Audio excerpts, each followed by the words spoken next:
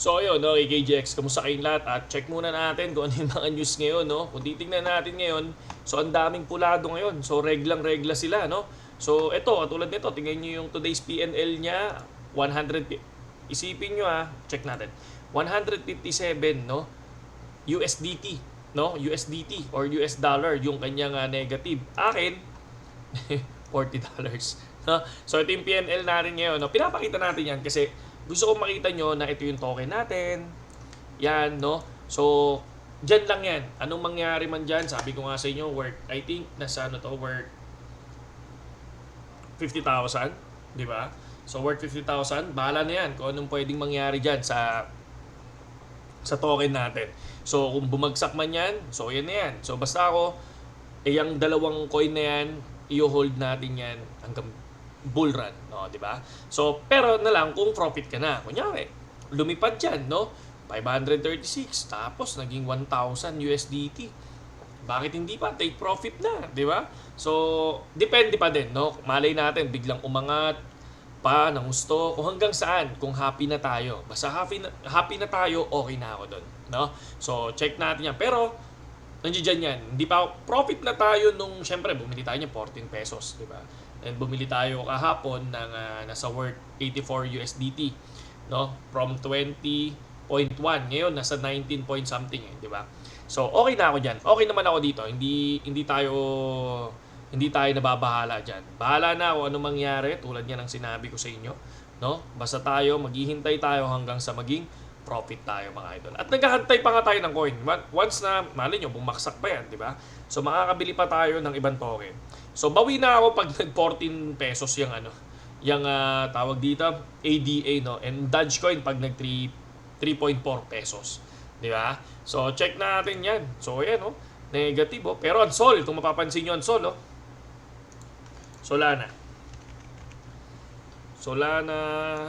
to PHP. So, check lang natin. Solana to PHP natin. Negative din, no? From 3.5 to 2,951. Bumagsak din ang Solana, mga idol, no? And then, check natin, BTC. Laglag din ang BTC, no?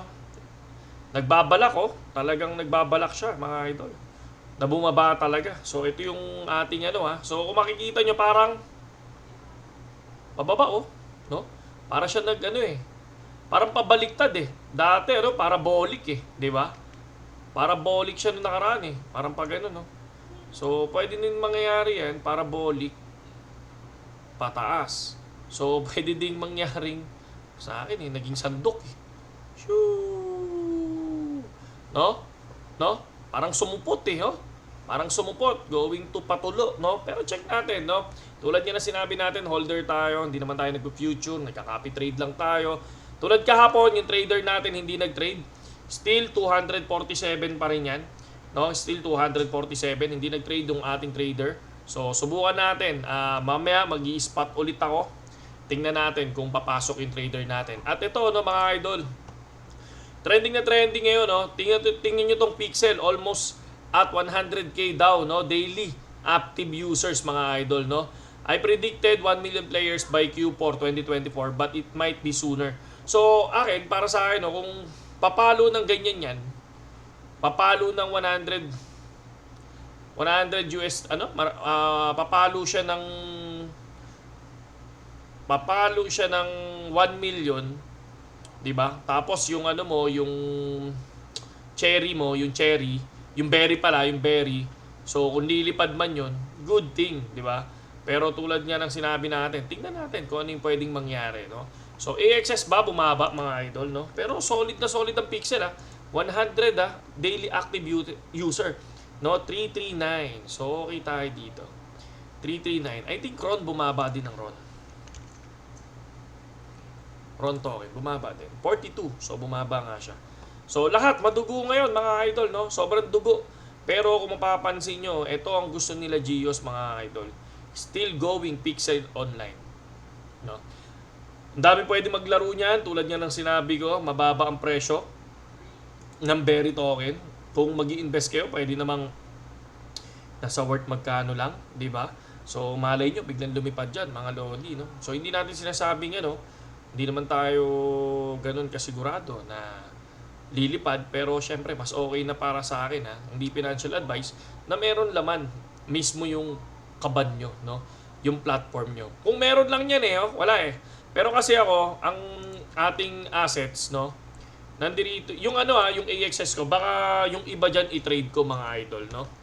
AXS dashboard. Ay hindi, sa ano na lang tayo? Marketplace. Axie Marketplace. Axie Marketplace, kung mapapansin natin, ito yung ating staking, mga idol. Baka pwede ko ring i-trade. So, pag bumaba pa ng konti yan, baka ma-trade ko yan. So, ito siya. AXS natin is 162. Bumaba is 177 na yan. So, pwede nating i-trade yan ng berry. So, pag hindi ko na to pinapakita mga idol, tin-trade ko na ng berry yan. So, subukan natin. Subukan natin na bumalag sa berry token. Tingnan natin kung anong kakalabasan ng ating Kasi para na siyang SLP, no? Tingnan nyo yung SLP. Para na siyang SLP. Kasi muntik niya nang habutan yung SLP, di ba? 0.12. So, si Berry, 0.5, 0.05, no? So, tingnan natin lahat yan. So, papasok ba kayo ngayon? Ito, bumababa ang crypto. So, maraming naghahantay pa ng sobrang baba ng tawag dito ng market, no? Gusto nila bumagsak pa ang BTC. So ako, as is ako, bumagsak man, wala na akong magagawa. Yan lang yan. Diyan na yan. Stay na yan dyan, no? Stay na yan. So, diretso na yan hanggang sa bull run or profit. Kunyari, 200% profit, 300%. Di ba? So, masaya na ako dun. Pero, malay natin, kung hindi pa tayo happy dun, hindi naman natin iti-trade dyan, mga idol. No? Yun lang sa ngayon, KGX. At reglang-regla ngayon, mga idol. No? Reglang-regla. So, check natin lahat yan. At bantay-bantay, no, mga idol. No? Kasi, mas okay pa rin yung kung mag-invest kayo, bantay-bantay. Diba? So, ako, sayang pala, no? Kasi nagtaano na rin ako kahapon, Gusto ko magbenta kahapon. Tapos bumili ng mababa. Kaya lang kasi, medyo nagdalawang isip din ako. Sorry. Lagi na lang ako inihikab, mga idol, no? So, yun lang sa ngayon, KGX. At saludo sa inyo lahat. Ingat lang, Bali, trade responsibly. At makinig lang. Mag-check lang ng news. So, ayan, 36 down, no? So, pero, hirap yan. So, pwede silang, akala nila, babagsak pa. Baka mamaya, biglang lumipad bigla, di ba? So, yun lang sa ngayon. At mabuhay kayong lahat, KGX.